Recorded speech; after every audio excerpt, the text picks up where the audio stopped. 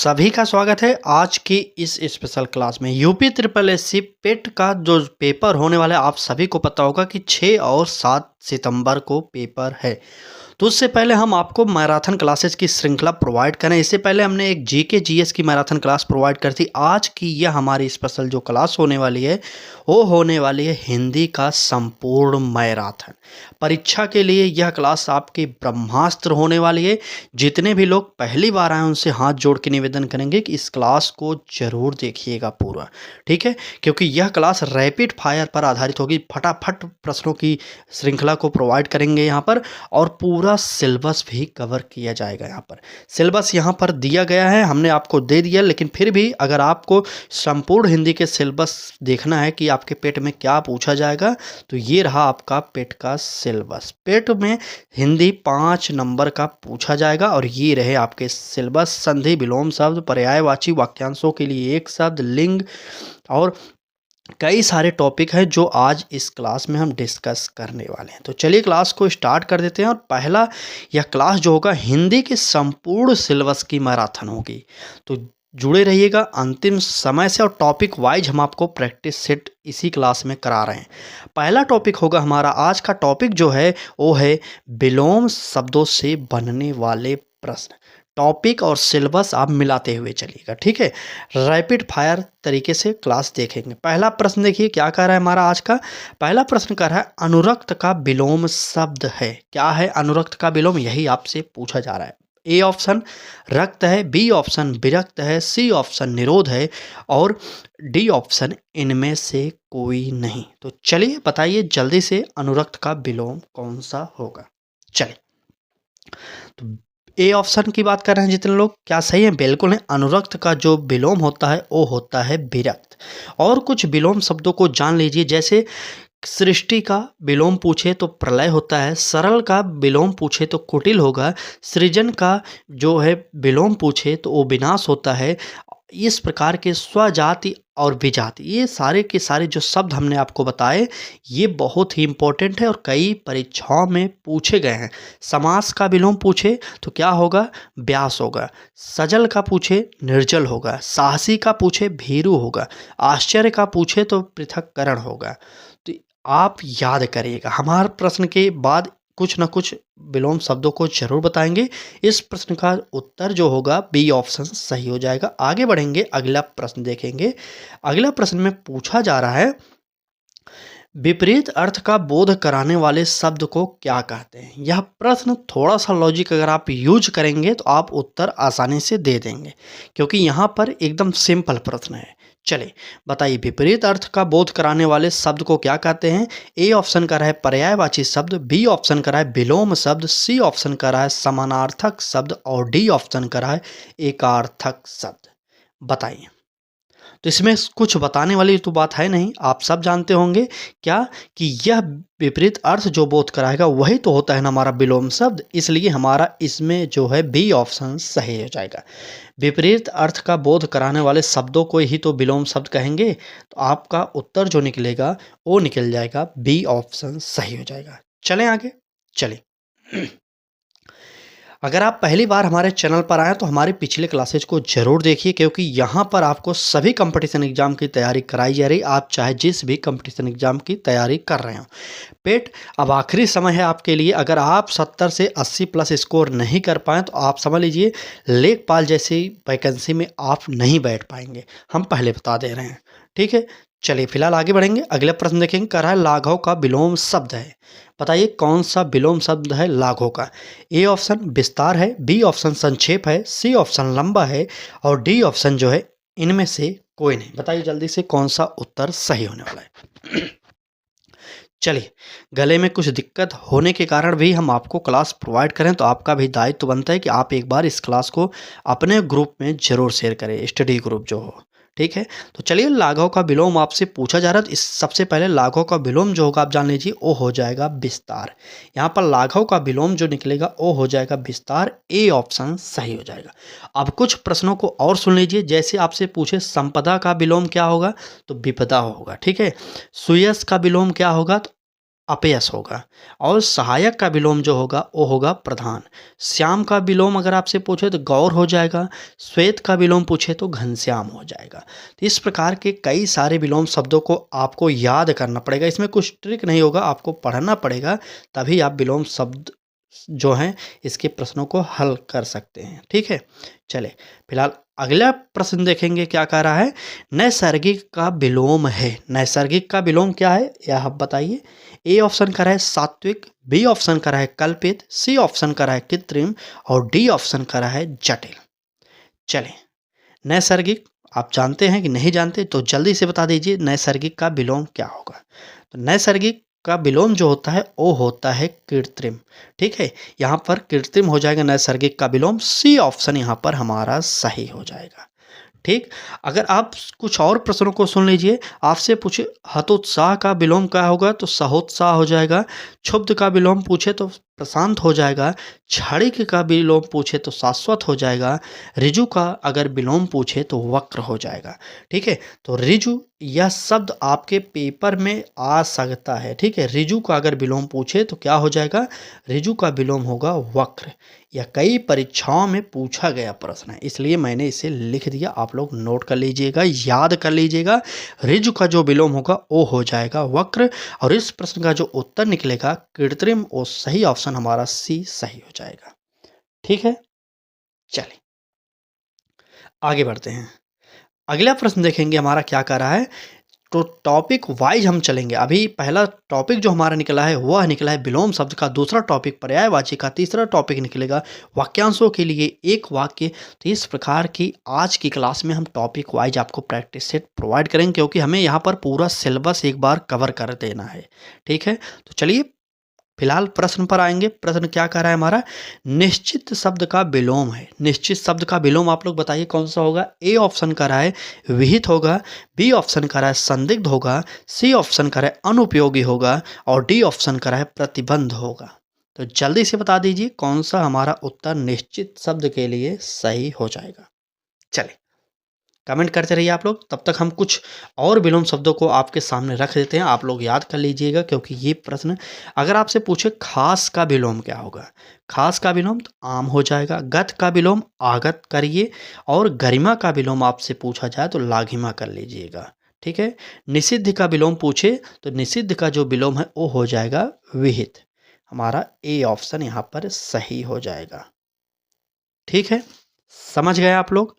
चलिए फिलहाल हम आगे बढ़ते हैं। अगर क्लास अच्छी लग रही हो तो पूरी क्लास को जरूर देखिएगा। अब हम यहाँ से एक नेक्स्ट टॉपिक स्टार्ट करेंगे, क्योंकि हमें पूरा टॉपिक पढ़ना है, तो इसलिए हमें कुछ कुछ प्रश्नों को ही लेकर चलना है। जैसे हर टॉपिक से 5 से 6 प्रश्न लेकर चलेंगे, क्योंकि क्लास बहुत बड़ी हो जाएगी अगर ज़्यादा प्रश्न ले लेंगे। फिलहाल एक मैराथन प्रोवाइड करें, उसके बाद हम आपको एक special topic wise practice set करा देंगे। जैसे एक दिन एक क्लास करा देंगे पर्यायवाची पर लगभग 100 प्रश्न, विलोम शब्दों पर लगभग 100 प्रश्न। इस प्रकार से 100 प्रश्नों की श्रृंखला प्रोवाइड कर देंगे। अगर आप हमारे साथ जुड़े रहेंगे तो आपको बहुत जल्द डेट भी पता लग जाएगी। ठीक है, तो चलिए स्टार्ट कर देते हैं पर्यायवाची से बनने वाले प्रश्नों की श्रृंखला को। और पहला प्रश्न देखेंगे क्या कह रहा है हमारा आज का। इसमें पहला प्रश्न होगा इस टॉपिक का कि मुकुंद किसका पर्यायवाची है, बताइए। मुकुंद आपसे पूछा जा रहा है किसका पर्यायवाची है। विष्णु का पर्यायवाची होगा, शिव का पर्यायवाची होगा, या सूर्य का होगा, या इनमें से कोई नहीं। तो जल्दी से बता दीजिए मुकुंद किसका पर्यायवाची होगा। बंदर का पर्यायवाची अगर आपसे पूछे तो कपि होता है, आप जानते हैं। बचपन का अगर पर्यायवाची पूछा जाए तो बालपन होता है। बगीचे का अगर पूछा जाए तो बाग होता है, उपवन होता है, वाटिका होता है। नदी का पूछा जाए तो सरिता होता है। इस प्रकार से आपको याद करना पड़ेगा। ठीक है, और मुकुंद का अगर पर्यायवाची पूछा जाए तो वो हो जाएगा विष्णु। मुकुंद किसका पर्यायवाची है तो ए ऑप्शन सही करिए और विष्णु को आप टिक कर लीजिए। ठीक है, ए ऑप्शन मुकुंद पर्यायवाची होगा विष्णु का। आगे बढ़िए, अगला प्रश्न देखेंगे क्या कर रहा है हमारा अगला प्रश्न। चलिए, यह कई परीक्षाओं में पूछा गया प्रश्न है और आपके पेपर में भी रिपीट किया जाएगा। ये प्रश्न याद करिएगा। आपसे प्रश्न में पूछा जा रहा है पुत्री का विलोम पर्यायवाची शब्द क्या होगा। माफी चाहेंगे, पुत्री का पर्यायवाची शब्द क्या होगा, बताइए। क्या तनय होगा, सुता होगा, आत्माजा होगा, या दुहिता होगा। चलिए बताइए पुत्री का पर्यायवाची शब्द क्या होगा।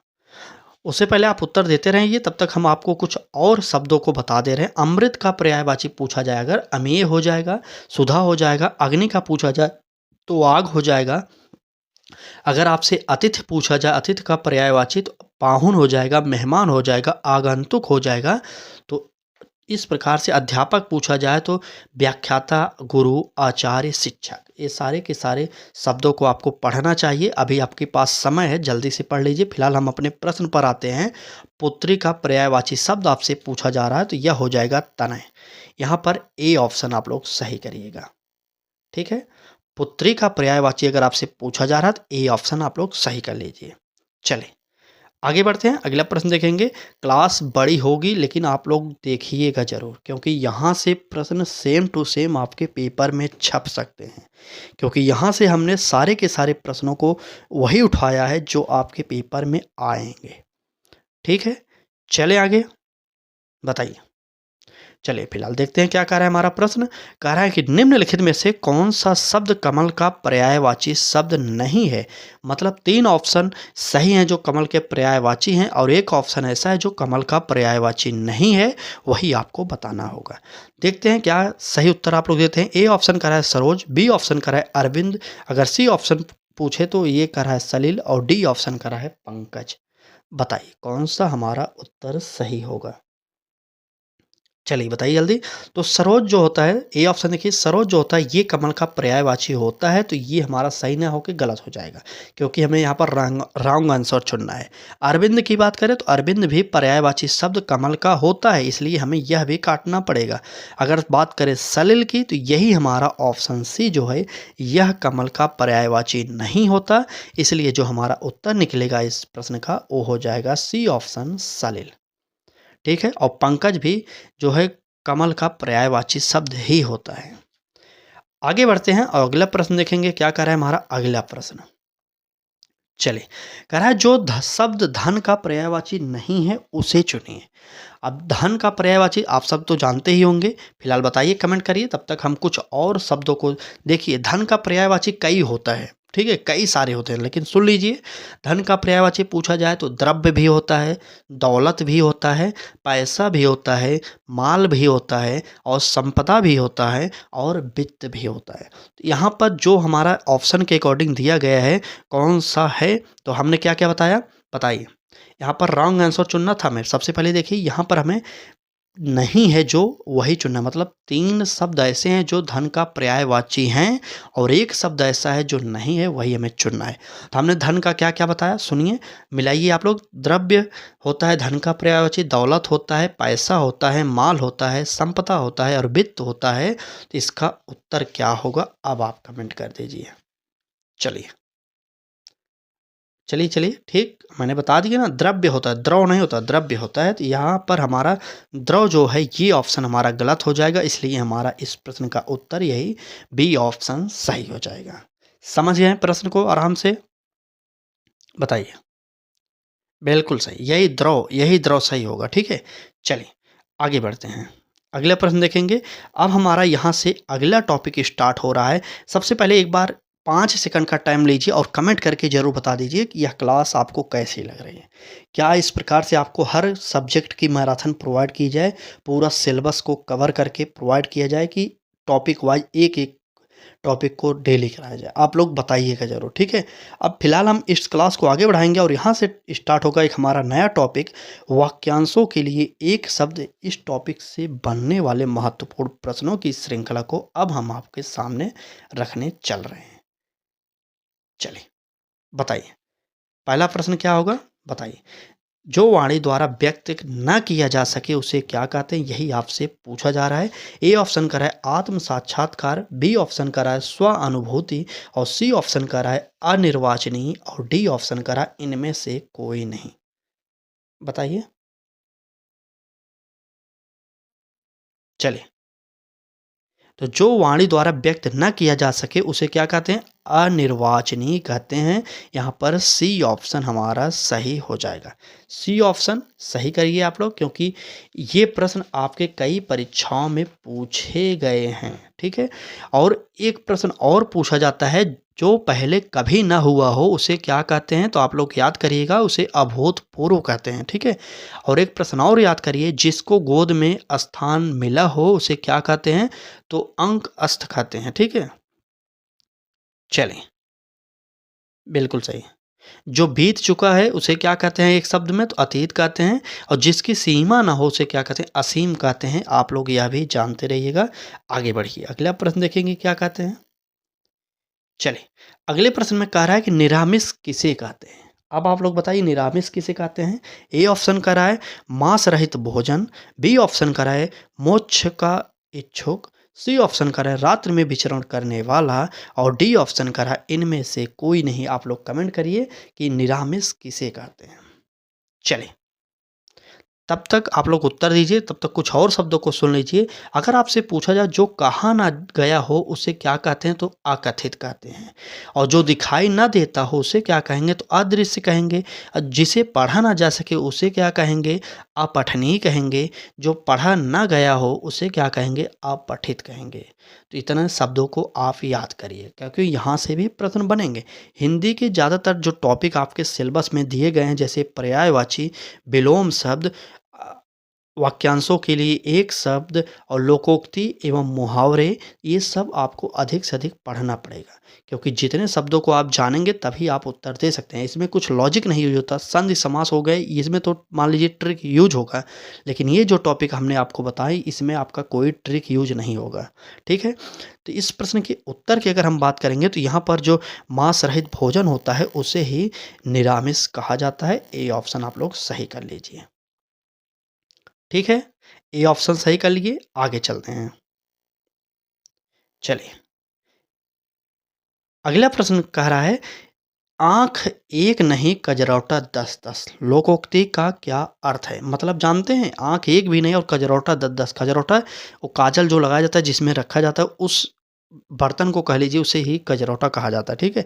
ए ऑप्शन कह रहा है व्यर्थ आडंबर, बी ऑप्शन कह रहा है आँख में काजल लगाना, सी ऑप्शन कह रहा है आँख की देखभाल करना, और डी ऑप्शन कह रहा है इनमें से कोई नहीं। तो चलिए बता दीजिए, आँख एक नहीं और कजरौटा 10-10, इसका उत्तर क्या सही निकलने वाला है?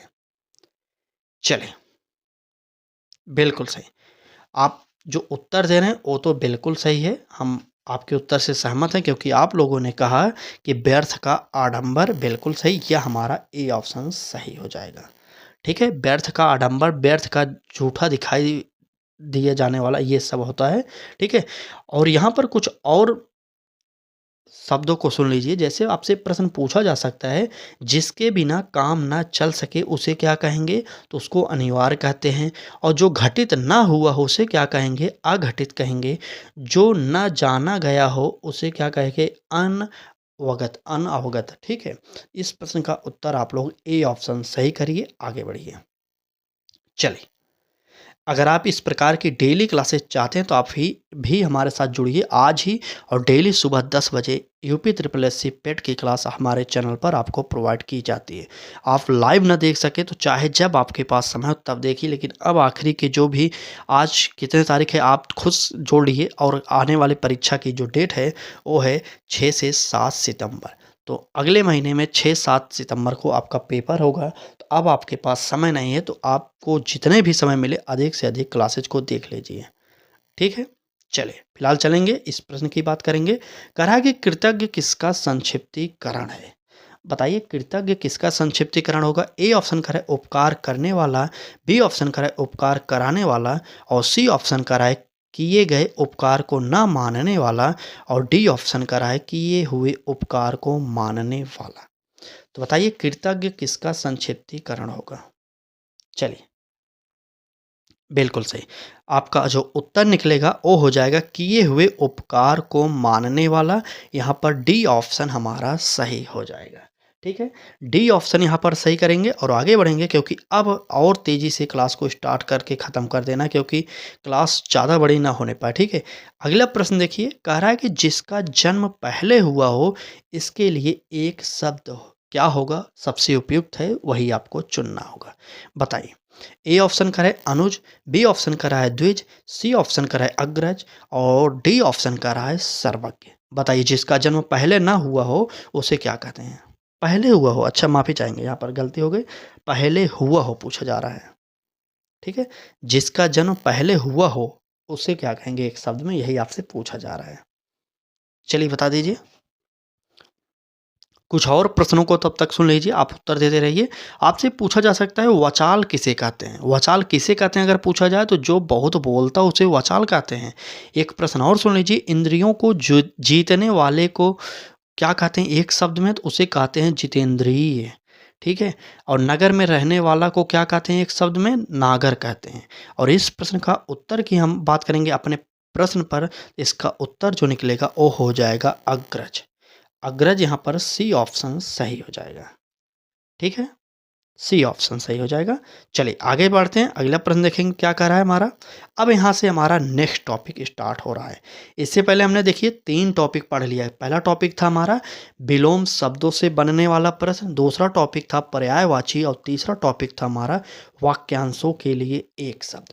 और पूरा का पूरा आपके सिलेबस में ये सारे के सारे टॉपिक दिए गए हैं, इसलिए हम सिलेबस के अकॉर्डिंग क्लास आपको करा रहे हैं, ठीक है? अब हमारा नेक्स्ट टॉपिक जो स्टार्ट होगा वो होगा मुहावरे एवं लोकोक्तियों से बनने वाले प्रश्न। वैसे तो आप इस टॉपिक को पढ़े होंगे कहीं ना कहीं, लेकिन हम ये प्रश्न जो प्रोवाइड कर रहे हैं नए हैं, कुछ आपके पेपर में पिछली परीक्षाएं में पूछे गए हैं और कुछ किसी न किसी परीक्षा में ये प्रश्न पूछे गए हैं, ठीक? तो चलिए स्टार्ट कर देते हैं। पहला प्रश्न देखते हैं क्या कह रहा है। आगे कुआं पीछे खाई का अर्थ क्या होता है, बताइए। ए ऑप्शन कह रहा है चारों तरफ जल ही जल होना, बी ऑप्शन कह रहा है रास्ते का बंद होना, सी ऑप्शन कह रहा है दोनों ओर मुसीबत, और डी ऑप्शन कह रहा है बीच में निकल भागना। चले जल्दी से बता दीजिए, आगे कुआं पीछे खाई का क्या अर्थ निकलेगा, आप लोग जल्दी से बताइए। चले तो आपको बताने की ज़रूरत तो वैसे हम मुझे नहीं लगता होगा, क्योंकि आप तो जानते होंगे आगे कुआं पीछे खाई आपके गांव में बहुत बातें ये प्रसिद्ध हैं। हमारा उत्तर जो निकलेगा सी ऑप्शन, दोनों तरफ से मुसीबत आना, यही है आगे कुआं पीछे खाई।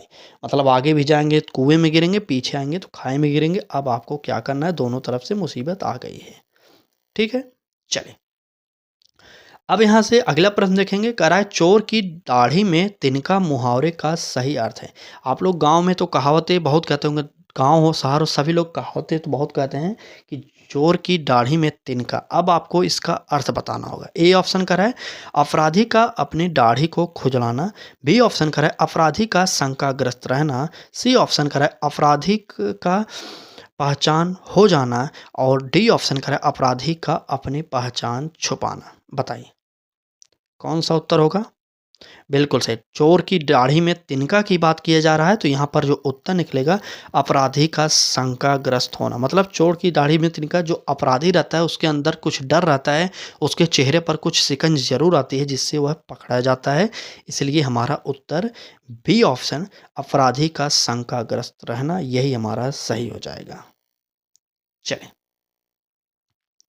अगला प्रश्न देखेंगे क्या कह रहा है हमारा अगला प्रश्न। एक मुंह दो बात मुहावरे का अर्थ है। ए ऑप्शन कर रहा है अत्यधिक बातें करना, बी ऑप्शन कर रहा है बहुत कम बोलना, सी ऑप्शन कर रहा है अपनी बात से पलट जाना, और डी ऑप्शन कर रहा है बातें बनाना। बताइए जल्दी बताइए। एक मुंह दो बात मुहावरे का अर्थ क्या होगा? तो आपको पता होना चाहिए कि इसका जो उत्तर निकलेगा वो हो जाएगा अपनी बात से पलट जाना। सी ऑप्शन यहाँ पर हमारा सही हो जाएगा, अपनी बात से पलट जाना, यानी कि एक मुंह दो बात करना। चलें क्लास अच्छी लग रही हो तो लाइक कर दीजिए, चैनल पर पहली बार आए हो हमारे साथ तो जुड़ जाइए, और हमारे चैनल के प्लेलिस्ट में जाकर पेट की जो महत्वपूर्ण क्लासेज जो हैं उनको ज़रूर एक बार अटेंड कर लीजिए, क्योंकि यहाँ से प्रश्न आपके पेपर में हूबहू छपेंगे। फिलहाल आगे बढ़ेंगे, अगले प्रश्न को देखेंगे। कपटी मित्र के लिए सही मुहावरा है, क्या सही मुहावरा है कपटी मित्र के लिए? ए ऑप्शन का है दांत काटी रोटी, बी ऑप्शन का है आस्तीन का सांप, सी ऑप्शन का है अक्ल की दुम, और डी ऑप्शन का है आबनोस का कुंदा। बताइए आबनोस का कुंदा। चलिए कपटी मित्र के लिए आप तो सुने ही होंगे, इसका उत्तर आप दे सकते हैं, तो वो हो जाएगा आस्तीन का सांप। बी ऑप्शन सही हो जाएगा। ये सब मुहावरे पढ़ना पड़ेगा। आज के जो क्लास के टॉपिक थे, हमने आपको बार बार बताया कि पर्यायवाची विलोम शब्द वाक्यांशों के लिए एक शब्द मुहावरे, ये सब आपको पढ़ना पड़ेगा, क्योंकि यहाँ पर कोई ट्रिक नहीं यूज होता, क्योंकि आप जो पढ़े रहेंगे वही आप उत्तर भी देंगे। ठीक है? चलिए आगे बढ़िए, अगला प्रश्न देखेंगे, नाक रगड़ना का क्या अर्थ होता है? बताइए एक बार, नाक रगड़ना क्या अर्थ होता है? ए ऑप्शन करा है नाक में चोट लगा, बी ऑप्शन इज्जत देना, सी ऑप्शन दीनतापूर्वक प्रार्थना करना और डी ऑप्शन चापलूसी करना। बताइए, कौन-सा उत्तर हमारा सही होगा? चलिए जल्दी बताइए। बिल्कुल सही। नाक रगड़ने का जो अर्थ निकलेगा, यहाँ पर एक शब्द निकलेगा, वो हो जाएगा दीनतापूर्वक प्रार्थना करना। हमारा यहाँ पर सी ऑप्शन सही हो जाएगा। ठीक है? तो आज की इस क्लास में बस इतने ही प्रश्न थे, बाकी यहाँ पर आपका आंसर की दिए गए। और अगर आपको यह क्लास अच्छी लगी हो, इस प्रकार से आप हमारे साथ जुड़कर डेली क्लासेज कर सकते हैं। आपको करना कुछ नहीं, हमारे चैनल पर विजिट करना है और हमारे साथ जुड़ जाना है और बेल आइकन को भी ऑन कर लेना है। अगर आप फेसबुक पर देखें तो वहाँ पर भी जुड़ जाइए। बाकी डेली इस प्रकार की क्लासेज आपके परीक्षा तक हमारे चैनल पर मिलती रहेंगी। ज़रूर बताइएगा कमेंट बॉक्स में, जो लोग अंतिम समय तक क्लास को देखें, पूरी क्लास को देख लिए, अपना नाम कमेंट बॉक्स में ज़रूर बताइएगा। ठीक है? चलिए आज की इस क्लास में बस इतना ही, कल फिर मिलेंगे एक नए मैराथन के साथ, तब तक के लिए धन्यवाद।